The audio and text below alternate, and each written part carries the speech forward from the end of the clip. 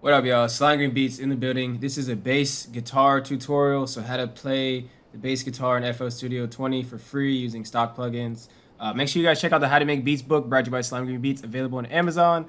Link in the description for my beginner beat makers, intermediate beat makers. So first thing would be is to shape the actual melody. So, and this all makes sense. So we don't want the melody to interfere with the bass guitar. We don't want it to interfere with the sound. So what you want to do is, in Fruity Parametric EQ2, for example, or whatever EQ tool you use, this is a free one, you're just going to want to cut out the low end. So you see how I did it here? I'll reset this. So we just want to cut out the low end. So we want to leave room for essentially the bass and the 808 or 808 or whatever you use, or in the kick. And then I would just keep kind of like shuffling this over to like, but you don't want to interfere too much with the melody sound. That's like the key with mixing. You want to just cut it off to where it's like you don't really even notice it. So that's good right there. And again, that's a big part. And then I would also just turn down the melody. This is how it would sound normally.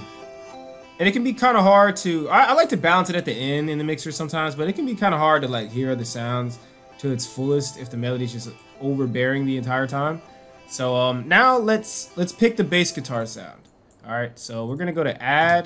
And there's a couple good places you can go, but my favorite, and we'll just cut right to the chase, is flex. So and to put this in alphabetical order, you just hit simple here. And I like it in alphabetical order because it's just easier to find them if you know what the name of it is, and you know your ABCs, which I do. Now here's the bass guitar, and I'm gonna move the camera down so you can kind of like see more of my hands. Now you just kind of like shuffle through till you find a bass guitar that you like. You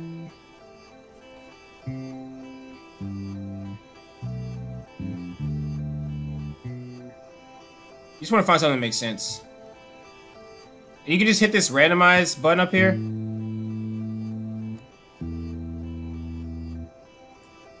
Maybe that ain't it for me. Also, oh yeah, this is already in its own slot. So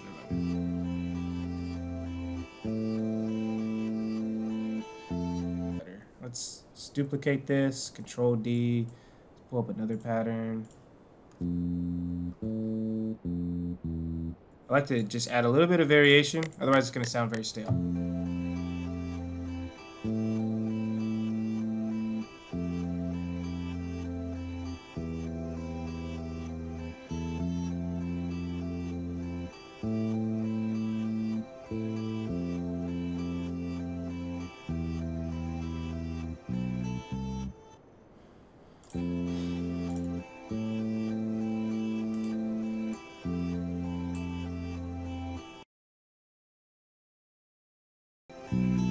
Now, as you'll see, it's just like way louder. So let's actually like mix it. And where did I put the bass? 2, right? Yeah, because usually I would play it right after the melody. So basically, like the best place to turn it down is actually in the VST.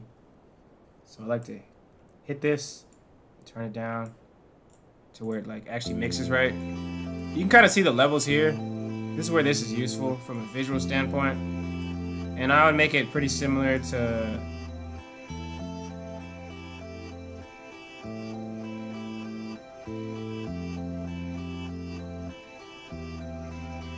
but you can do other things like EQ to it, kind of like you would do with this. Remember how we don't want the low in the melody? So now we don't want the high in the bass. Same thing.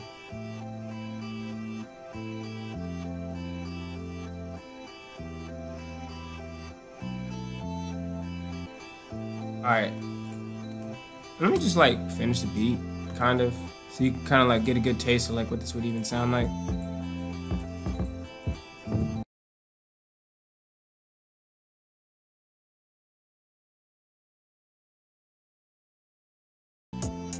One thing you can do is also like with the bass, you can try to experiment with this. Try to chop it like right where the kick is hitting. You can add like kind of a cool effect. Kind of like you heard it right there. Let's just try it and see what it sounds. In fact, let me save this first.